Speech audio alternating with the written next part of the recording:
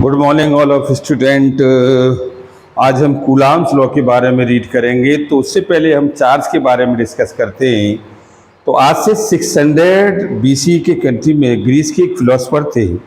उन्होंने जब इसको एक्सपेरिमेंट में देखा कि दुनिया में एक ऐसी भी चीज़ है कि जब ये दो चीज़ें एक दूसरे से रबिंग करती हैं तो रबिंग करने से इनके बीच में क्या है, एक स्पार्किंग आती है। यानी कि चार्ज जो है रिपल्सन करता है, एक एनर्जी डेवलप करता है। यानी कि एनर्जी क्या होती है, क्रिएट होती है।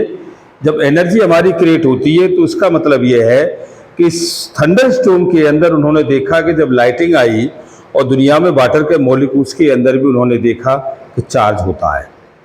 तो जब ये सारी चीज़ें चेक की गई, उन्होंने सर्वेक्षण ये देखा कि इस दुनिया में हम जितनी भी चीज़ें, चाहे वो मेटल हैं चाहे वो नॉन मेटल हैं, सभी के अंदर चार्ज प्रेजेंट होता है। बस कंडीशन क्या डेवलप होती है कि मेटल्स जो होते हैं ये चार्ज को अपने साथ फ्लो में ले जाते हैं, जबकि नॉन मेटल्स जो होते हैं वो चार्ज को फ्लो में नहीं ले जाते।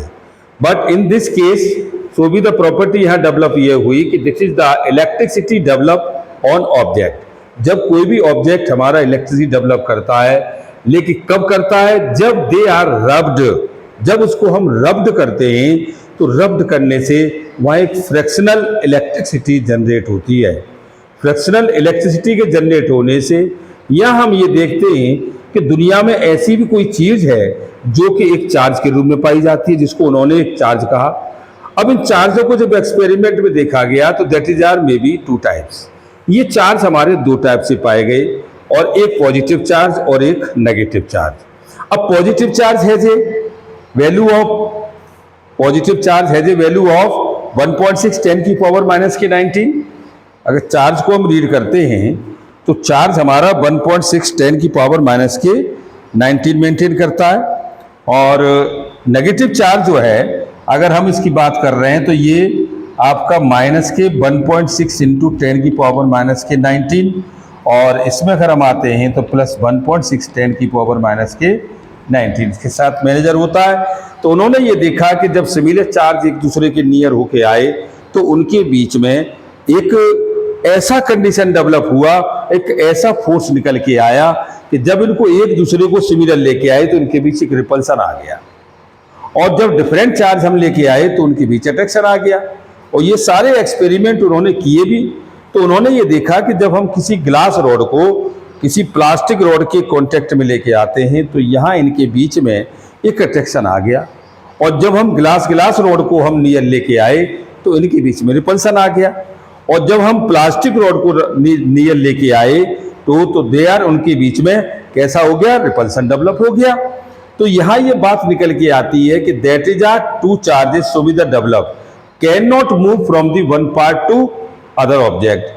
यानी अगर ऐसा भी कोई चार्ज है जिसको हम डेवलप तो कर रहे हैं लेकिन उसको मूवमेंट नहीं करा रहे, तो जब चार्ज हमारा मूवमेंट नहीं करता तो ऐसे केस में ये हमारे पास स्टैटिक इलेक्ट्रिसिटी में कन्वर्ट हो जाते हैं। जब इलेक्ट्रिक स्टैटिसिटी में कन्वर्ट हो जाते हैं तो जब ये देखा गया तो that is are factor of a charge can never be my movement. दूसरी बात ये कही कि चार्ज को हम एडिटिव भी कर सकते हैं। चार्ज को हम एडिटिव भी, अब बहुत सारे चार्ज हैं। अब ये हमारे पास एक बॉडी है, ये अब इस बॉडी के अंदर हमने देखा कि चार्ज के साथ ये है, ये इसमें चार्ज भरा हुआ है, लेकिन जब इसको हमने किसी भी बैटरी से कनेक्ट कर दिया तो कनेक्ट करने से हम क्या देखते हैं कि चार्ज फिर इसमें इंक्रीज होने लगता है, और चार्ज इंक्रीज होते हुए कंडीशन कैसी आती है कि चार्ज हमारा कंटिन्यू स्टोर होने लग जाता है। तो चार्ज को हम क्या कर सकते हैं, एडिटिव भी कर सकते हैं। दूसरा है चार्ज हमारा क्वांटाइज। तो चार्ज को हम क्वांटाइज भी कर सकते हैं। क्वांटाइज का मतलब conservation of the charges. Charge को जब एनर्जी में डेवलप कराते हैं तो ये उस समय हमारे पास चार्ज की जो वैल्यू है वो प्लस माइनस के एनी के साथ मूवमेंट करती है। अब चार्ज हम नंबरिंग पर बढ़ाते जाएंगे, चार्ज की एनर्जी बढ़ती जाएगी। भाई चार्ज की जब एनर्जी हमारे पास बढ़ेगी तो वो चार्ज को यहाँ देखा गया कि नंबर ऑफ क्वांटाइज का मतलब हो गया n is equal to Q upon E के साथ। अब n हमारे पास क्या है, एक इंटीजर है। अब ये इंटीजर इसलिए हो गया कि अगर हम इसको पॉजिटिव लेते हैं तो ये प्रोटॉन के लिए डिफाइन है, और अगर हम चार्ज को नेगेटिव लेते हैं तो ये हमारे इलेक्ट्रॉन्स के लिए डिफाइन है क्योंकि ये देखा गया कि proton has a positive charge और electron has a negative charge. तीसरा है हमारे पास चार्ज इज कंजर्वेशन।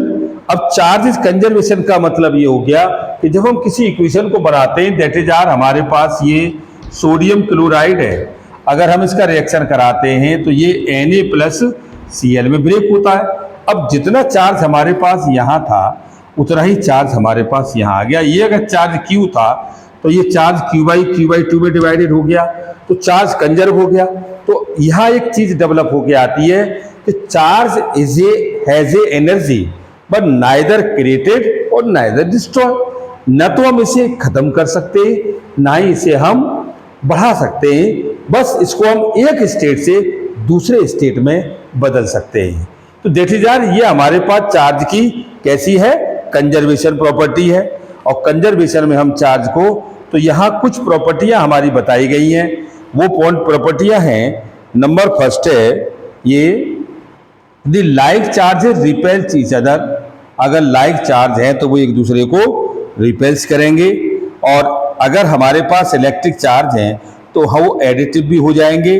चार्ज को क्वांटाइज भी हम कर देंगे, क्योंकि ऐसे केस में उनकी प्लस माइनस की वैल्यू 1 के बराबर होती है। और charge is a system is always conserved, और unlike mass the electric charge on object is not affected by the motion of the object. यानी कि चार्ज का मास यहाँ डिपेंड नहीं करता है, क्योंकि charge has a scalar quantity. Thank you very much.